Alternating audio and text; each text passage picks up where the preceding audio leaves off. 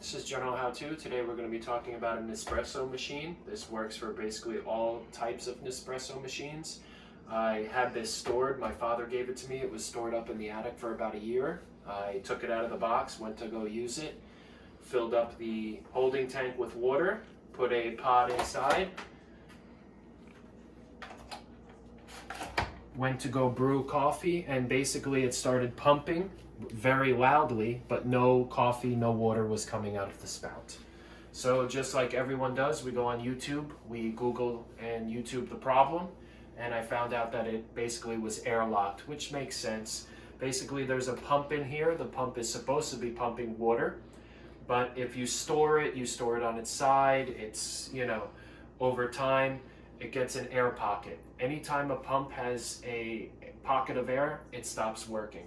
So a lot of the videos, basically 99% of the videos said, fill the canister up with water, put a pod inside, close it, hit the larger of the buttons. This brews a larger cup, this brews a smaller cup.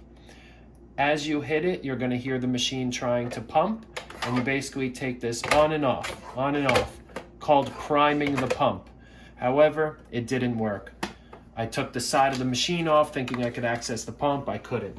So now I called the company and I have a 100% perfect solution.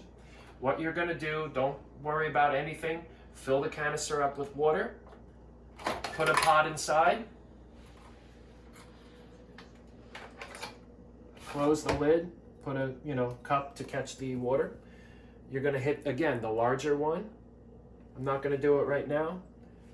But as soon as it starts pumping, you're just gonna open and close. And you're forcing air into the pump. Within 10 seconds of doing that, you're gonna notice water, coffee starts flowing out, and that's it. Guaranteed solution, the correct solution. Thank you guys, I hope this helps.